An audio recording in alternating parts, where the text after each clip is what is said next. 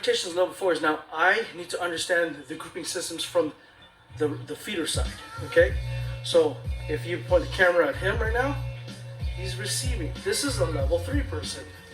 He is receiving my feeding.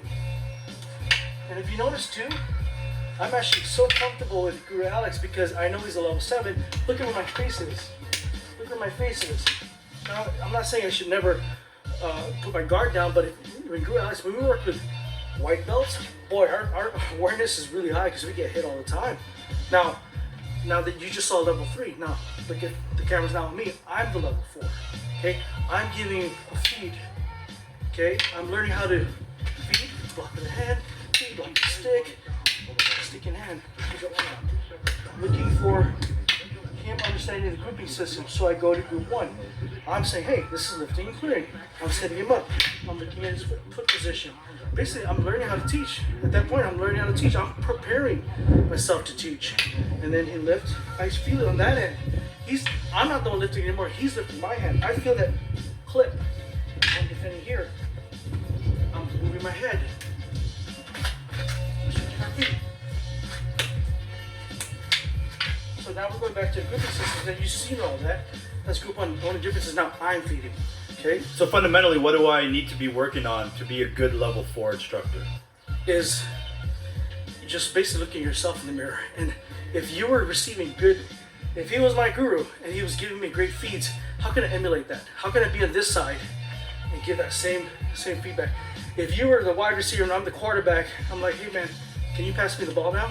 But you need to throw really good because I gave you some good throws. Okay, brother?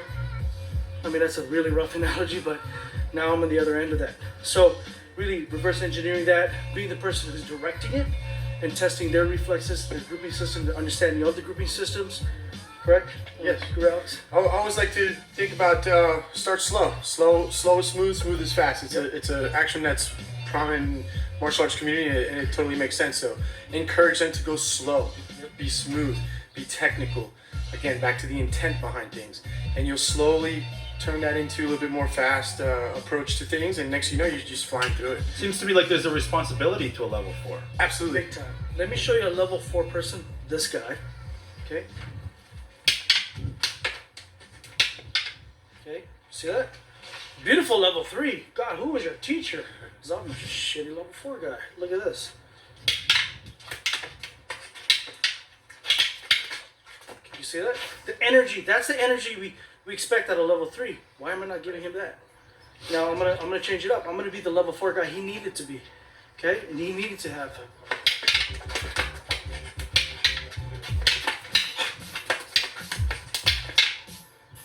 That's the level 4 that you should be. Now, slow, smooth, slow, fast. Sorry. So watch. I don't have to go any faster than that. I'm the feeder. I control this. Watch. Okay. Good. Again. Good. Good job. Good power. Nice. See how slow I'm going? But once I go here, there you go. See? So it's always his job to defend counter fast. I can go slow, feel it out, go, all right, he's got it. Then it makes me faster too. His speed is making me faster. So it's a synergistic relationship. It seems like this is a common theme in Balintawak, where you learn from levels above you to improve where you are, and also provides a guideline on how to get to that level above you. That's right. It's a built-in system that's going to ensure that the art survives. It's a great way to continue the lineage. The way I describe it to my students, that your job as a teacher is to pull your students up, pull up their skill level, pull them up through the ranks. Their job is to improve so much that they're pushing your skill. So you pull the student up, your student pushes you up.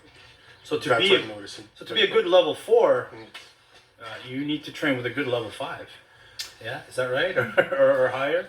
At 5, you're entering, and then Guru Terence will talk about the disarms. But there's also other aspects of level 4 too. I mean, you know, just like we talk about the meat of these levels, we've got push and pulling, right? We have buddy sequences, things like that. So the push and pulling, if I'm into, so we can talk about this clip again. So in this clip, there's that push, that little pop. That, see how it pushes me there?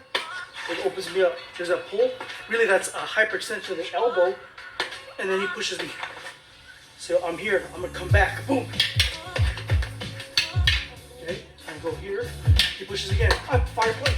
He pushes me. Look at how I'm leaning. I go this, and he's got block, block. So at any time we can add that little, if you're a musician, that little portion of that little 8 count, 16 count into play at any time. It can be where we're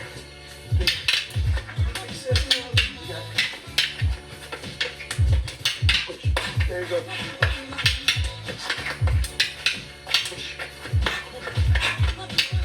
So there are a bunch of these like little tips and tricks that help you become a better level 4. These things that you can't necessarily get just from watching videos like this. You need to be out there trying. Absolutely. Right? Yeah. It's total hands-on. You see it all the time.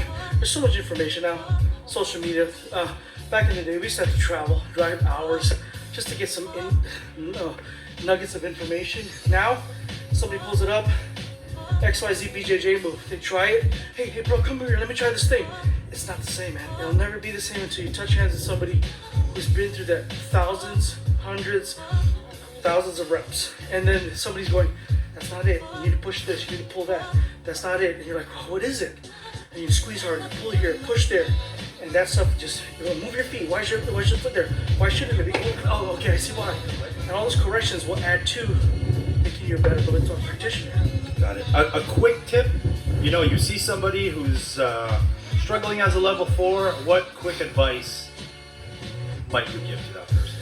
So level 4, your takeaways are pushing and pulling, making sure you are understanding how their stance can be manipulated by pulling and pushing their shoulders, their elbows, and breaking their balance. But what's the principle? Is it just keep studying? Is it like stick with it? No, so play with in a nutshell, level 4, you have your butting technique, so you're learning how to butt the hand, but you're also learning pushing and pulling, and lastly, you have your power strike combinations.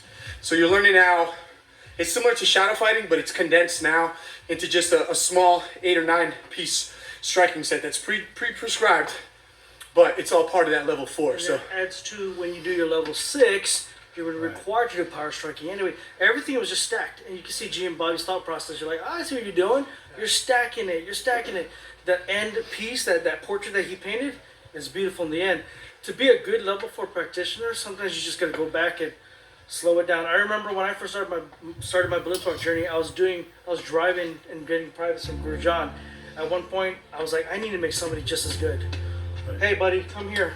Senior student Sean Shuey, senior student Josh Rogers. I'm gonna make you better because I need someone to play with.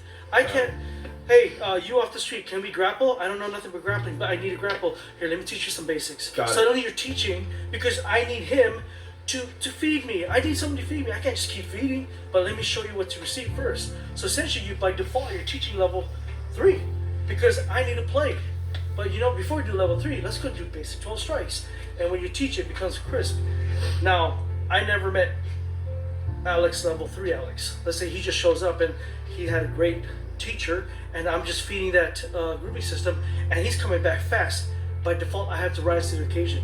I have to get faster and I have to get better and cleaner. I'm like, so by meeting up with other practitioners and going to these world caps, that's when you're like, even you guys just saw, if the camera was on or not, we were kind of like, hey, show me that one little thing. Hey, we start playing. That's when the collaboration starts happening. That's when the minds come together and like, I like what you did there, man. I send private messages all the time. I see what you did there, so. Work. Put the work in. Put the work in, yes. Cool. Level 4, other parts to it and really big components of level 4 is the buddy sequence. We have all this part of our sticks. We hit with the upper third, middle third with our fist, but there's also this budding part. So within the strikes itself, and Guru Alex will feed, we got buddy sequence. So I just want to butt, I can rake it, I just want to hit it, right? So once I grab, I do that. So 2, here's that right there, okay? 3, okay, 4. So every time I defend and I counter, instead of countering to the face, I just take out the hand, the weapon hand. Okay, right here, 5. There we go. 6. 7. There's a shot. Normally I defend counter this way, and boom, but the hand. Okay. There, 10.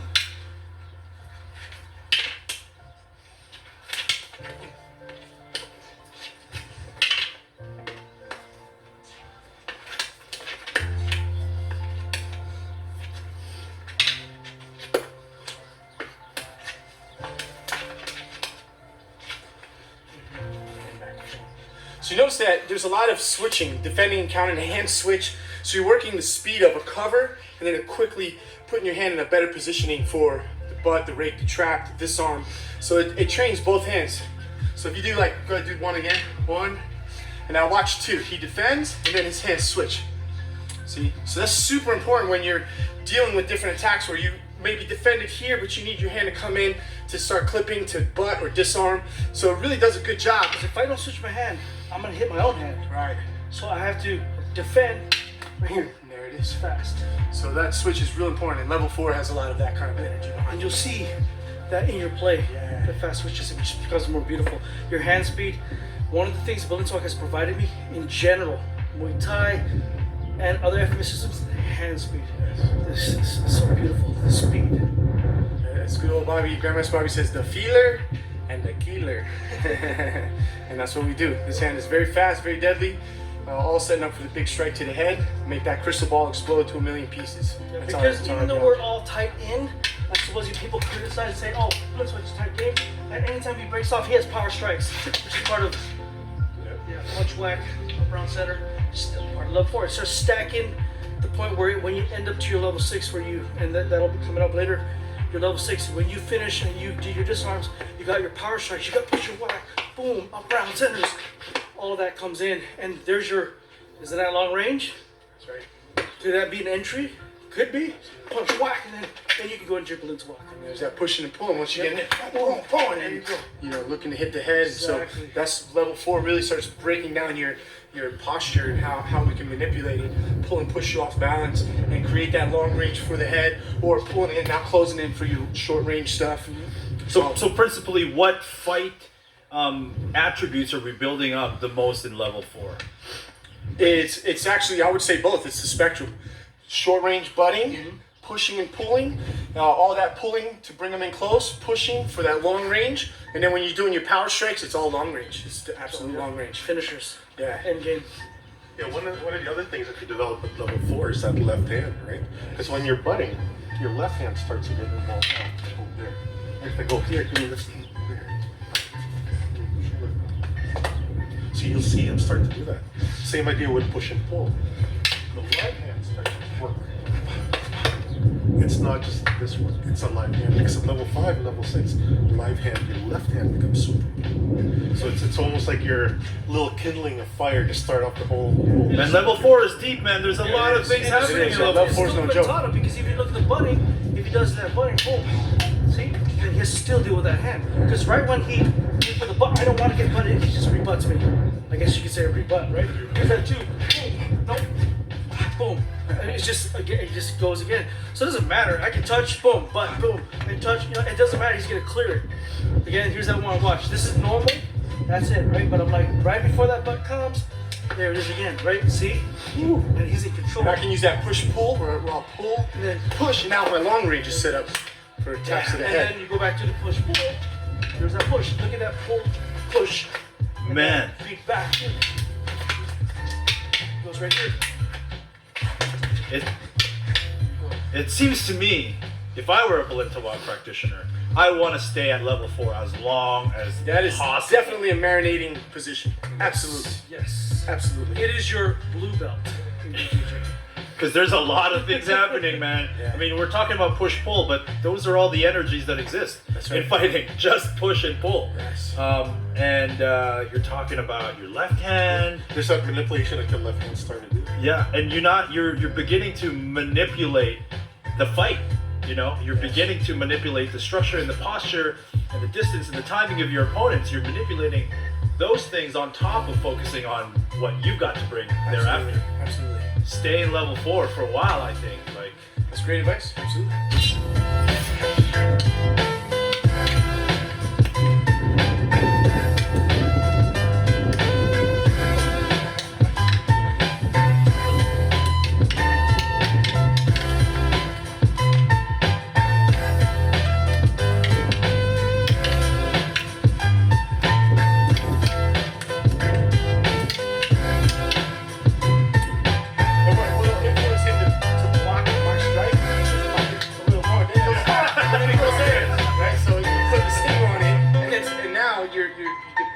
from offensive mindset to defensive mindset. Sometimes too. Sometimes too.